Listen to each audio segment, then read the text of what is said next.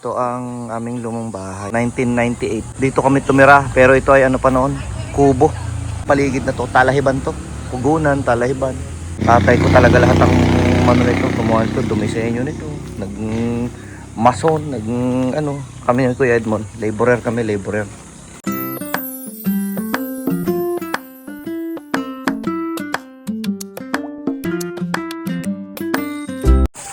Kakain na naman tayo, almusal. Sa gabi ay nagkasayahan kami, grabe. Anong oras na rin kami nakatulog kay gabi?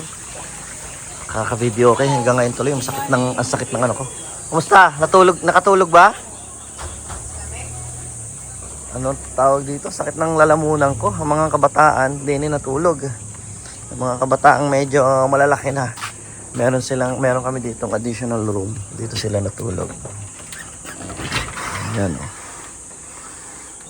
Nakatulog kayo dyan? Apakalamig nyo daw. Gininaw si Bryle, hindi nakatulog.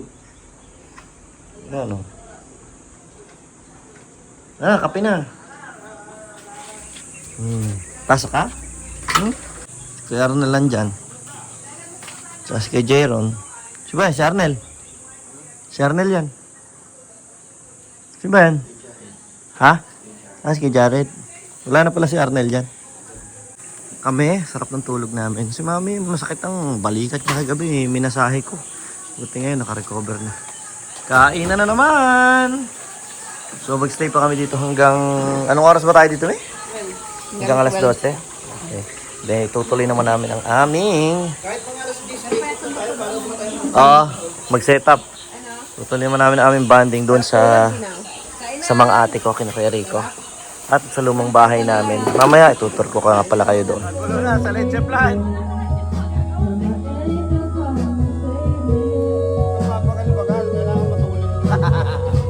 Ayan, uling-uli. Uling-uli, oh. Uling-uli.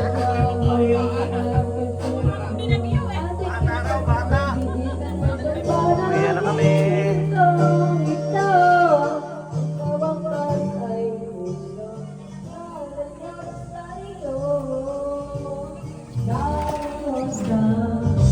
One eternity later.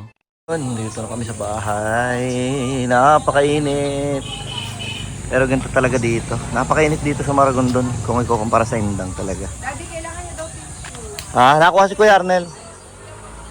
Ayun, si Kuya Arnel meron. So ito guys, ito ang aming lumang bahay. Nung lumipat kami ng mga magulang ko dito, nanay tatay ko, 1998. Dito kami tumira, pero ito ay ano pa noon, kubo. Kubo pa yan noon. Tapos ito lahat ng paligid na to, talahiban to. Pugunan, talahiban.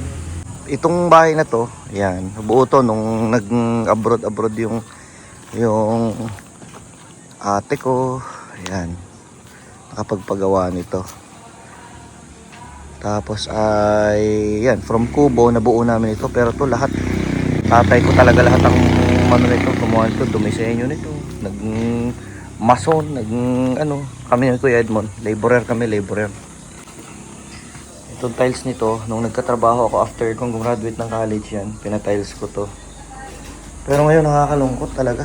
Kasi ay, yun nga, nung nawala ang mga magulang ko nung 2021, tsaka 2022, sumunod yung nanay ko, ayan na siya, wala na talagang tumitira dito. Sa lote na to ng na nakapangalan sa nanay ko, yan lahat ng mga gubat na yan, sakop yan. Hinati ito sa 5 namin magkakapatid. Yung 2 kong kapatid na babae, meron silang bahay dyan, ito. Tsaka sa kabila niyan, meron pa dyan. Bahay ng panganay namin, nandun naman sa kabila, ayun. Yun, 2 bahay yan. Ayan guys, oh, ayan, ulbo na yan, ulbo ng baboy yan. Dati nag-alaga pa kami ng nanay ko ng baboy dyan. Ayan, tak sa likod. Nakalak yung pinto eh. Noong lumipat kami dito, ang kasama lang ng magulang ko, ako lang. Kahit 5 kami magkakapatid, yung 4 kong mga kapatid, naiwanan sila sa Indang. So ang dahilan nga kung bakit kami lumipat dito, kasi yung tinatrabaho na sinasaka ng tatay kong lupa sa Indang, hindi talaga namin pag-aari. Kasi yun ay pag-aari ng ninong niya, iniiwi lang niya. Parang siya yung katiwala. Kami yung nag-aalaga ng lupa. So nung yun ibinawi na ng ninong niya, wala kaming choice kundi pumunta dito. Itong lupa na to, at least to, pag-aari ito ng nanay ko talaga. Pero hindi ito yung talagang sakahan namin kasi merong lupa yung mga nanay ko sa tinatawag namin na bundok na ilang hektarya yun. Na yun talaga yung sinasaka. Doon talaga nagtanim ng marami yung tatay ko. Nilalakad yun dito siguro mga 40 minutes. Ganyan, hanggang isang oras kung mabagal. Yun ang trinabaho namin na lumipat kami dito. Sa tawag namin sa bundok. So medyo malayo dito. Nararating lang siya ng sasakyan kapag summer. Yung mga owner ng kawayan, hinihila yung mga kawayan. Yun, nakakarating sila doon. Pero ligo yung daan. Yung sino-shortcutan namin, ano yun, nilalakad lang talaga. By foot lang. So yun ang sinaka namin ng matagal na panahon. Kaya lang, problema dito. Unang-una, yung mga nagnanakaw. Pangalawang kalaban, yung kaingin, nasusunog. Pag hindi mo binantayan. Pangatlo, yung mga hayop na paligaw, na sinisira yung mga pananim. Yun ang challenge dito. So nakasurvive naman kami ng pag ganun. Magtatanim, bebenta ang kalakal. Pero wala talagang pag-unlad. Pero ayun, napaaral naman kami, tulong-tulong mga kapatid ko, kapag-aral naman. Kapag-tapos naman kami. Kaya yun, nung naging teacher naman ako, tapos naging asawa ko si Joyce, lumipat naman kami ng Indang. Kaya naiwan dito yung ate ko at saka yung nanay ko dito sa lumang bahay. Pero sa ngayon napakalungkot guys kasi sa 3 bahay na narito ngayon, ito yung panggitna namin kapatid. Kanya tong bahay na to, pero hindi niya tinitirhan kasi yung pinagtatrabahuhan niyang school sa kabilang barangay and may bahay na rin sa doon. So ito talagang bahay na to, wala talagang tumitira. Yun naman nasa dulo, doon nakatira yung ate ko at saka asawa niya, 2 nilang anak. Pero ito talagang 2 bahay na to, wala na talagang tumitira sa ngayon. Eto, kagaya nito, kapag may mga bisita, kapag may dumadating, dito tumutulog. Kasi ito guys, talaga napabayaan na. Ano na talaga yung loob niya. Talagang sobrang dumi na. Wala na rin mag-aalaga talaga eh.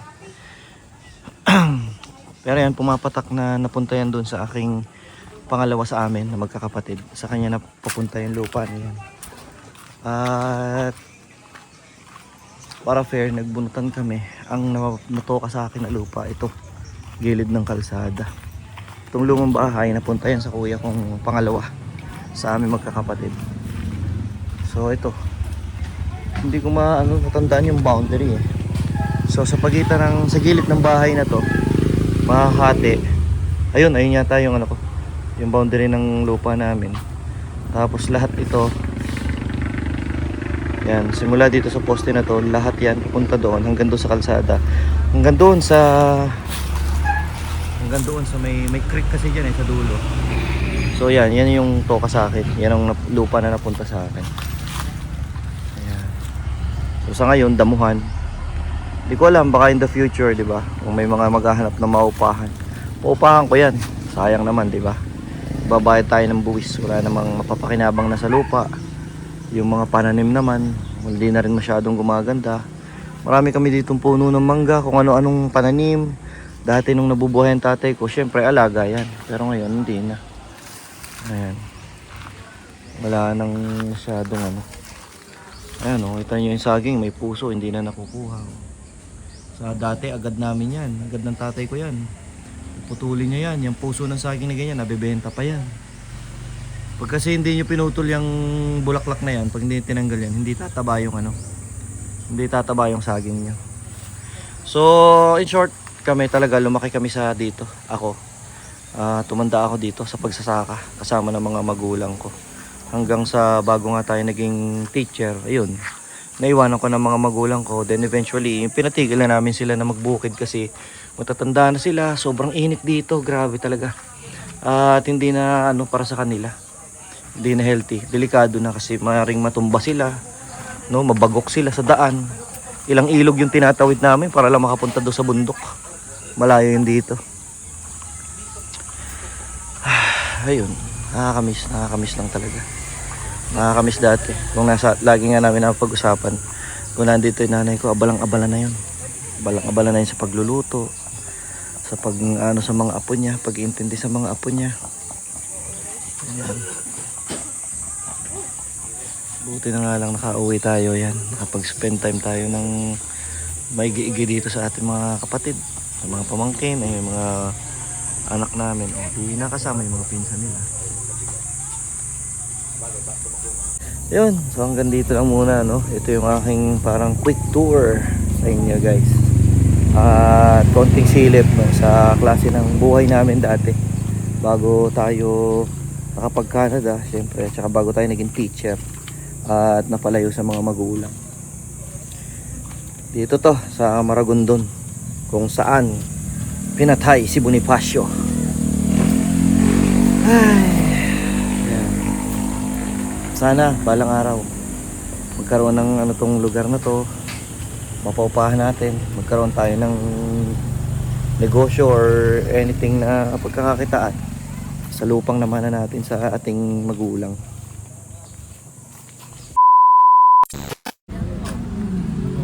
Ayan na. Ito, ay. Ha? Nandiyan na. Nalagay ko na dyan sa bag. Pag-picture niya para ano kayo. Aray ko. Dito kami ngayon. Okay, kasama sa vlog yan, oh. Oh. Ano din? Yun, oh. Dito kami sa Tagaytay. May daan yata yan sa baba, eh. Tara. Oy, dito kami sa Tagaytay. Nag-iya si Mami magkape. Para makagala naman yung mga pamangkin.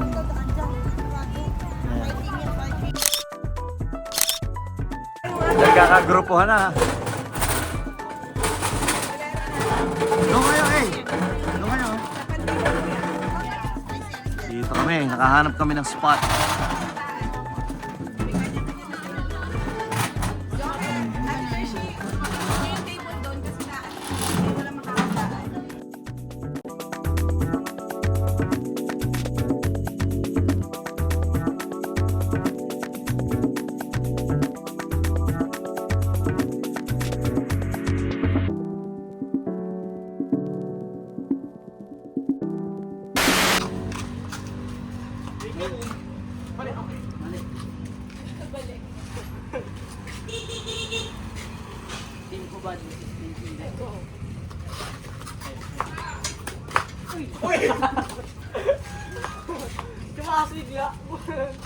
Side to side lang tayo. Baba, sorry.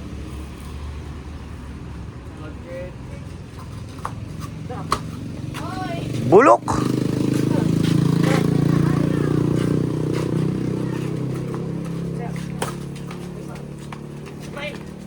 Uy! Wala, hindi na yung buhay.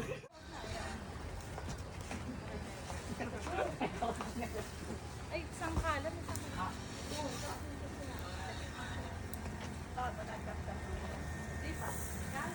Second night dinner! Standing ovation. Yung nga ng pula.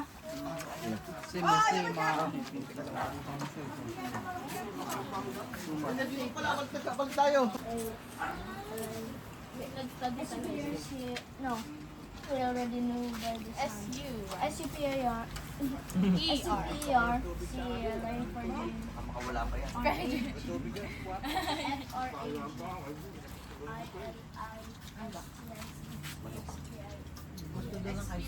Nakakatuwang nagkasama-sama, magpipinsang area kayo na maghiwa-hiwalay. May isang kwarto din sa bahay ni natin na aircon. Din sila natutulog pamilya. Laya sila ngayon, wala na silang pwesto. Ayan. Okay?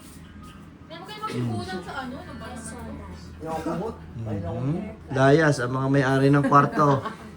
Okay na kayo. Ay, yung masarap pa naman ang gano'n. Kasarap nga. Oo, napakaswerte. Oo. Dini ka, sa loob dali. Ha, ayoko na. Di na. Kwarto. The next day. Ay, last day na. Dito kami natulog mga parents. Dito natulog ang mga parents. At doon sa kabilang bahay, Kung saan may isang kwartong aircon, doon natulog yung mga bagets. Lahat sila nagsiksikan doon. Yung may-ari ng bahay, evicted. Hello Bella, good morning. Kape yan na.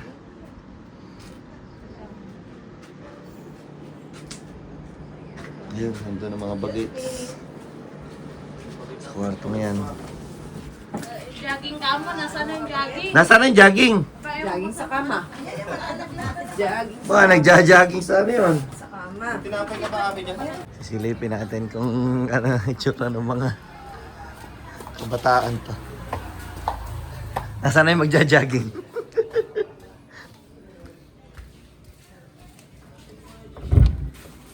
Ba, ang layo nang naabot ng jogging ha. Grabe. Magpahinga na at baka pagod na kayo mag-jogging. Gising ako 5:50. Yung araw, ang ano Magkape na. Ayun ang tsura. Jogging daw.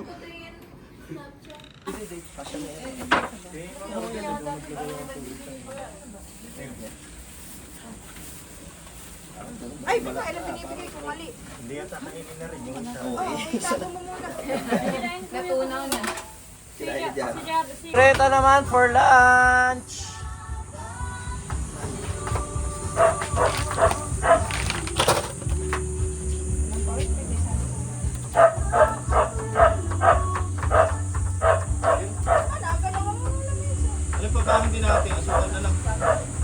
Kapit na naman tayong mag-lunch. So, nagre-ready na. Salo-salo together na naman. Ang menu natin for today is caldereta. Para malasang-malasa. Dadagdagan na lang natin ng ano. Wala naman pagkahaluan ito. Yes. Wala na. Para pwede With natin melon ilagay juice. yelo. Masarap pa. Baka magsasaging ng yelo pa kayo. Wala na. Wala kang saging eh. Wala naman saging. March, April eh. Kasama na naman.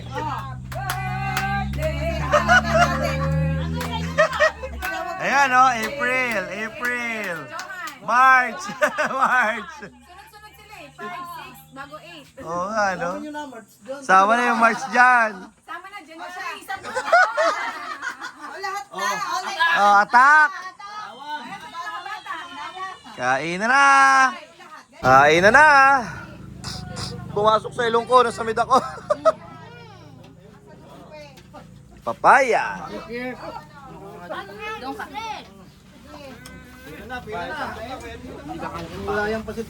Dito ako. Milon! Dito ako malapit. Nahulog yung kalimante. Oh, 5 sa melon. Gusta. Mabentang melon.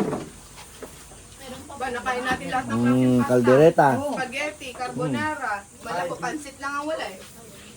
Mukha niya yun. Kaya nga eh, hindi ako dinala ng pansit. Hindi naman tayo nakapansit. Gusta agad oh. Boss, ang malabon. Nakalis ang Tito Rico doon. Ano nangyari sa after? Ayun, aftermath. Wala na. Ha? Ayun. May salang pa. Hindi na matuloy ang uyan eh. Kaasa ka pa. Ready nang umuwi. Ang lulungkot na naman ng mga tao. Kaya mahirap eh. Uwi na. Meron pa doon na. Ready na. Johan, uwi na tayo. Johan. Ready ka na umuwi? Ayan. Ang lulungkot pagka ano na. Pag ang tagal na nagkasama-sama. Malimit pa kayo, ako lang mag-isa. Piyanin natin ng Emil, nag-computer. Iba nga naman ang saya din eh. Doon eh talagang silang dalawa. Eh puro cellphone. Mangga pang uwi. Gano'n ba kataas yung papaya? Ayan, may pipikin pa tayong papaya sa harapan ng bahay ng mga ate. Ayan o. Ay, kaya. Abot. Guys, so. Ito ang mamimiss mo talaga sa Pilipinas. Isipin mo, papaya. Oh, pipitahin mo lang dito. Ayan oh.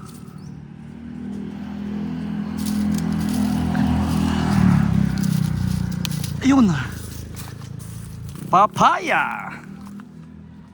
Diba? May silay, hinog na papaya. Pipitasin mo lang sa harap. Ako, lalo na dati, nung nabubuhay pa nanay ko, saging, papaya. Nanay tatay ko, dami tanim dito nun. Puno ng saging at papaya. Napakasarap.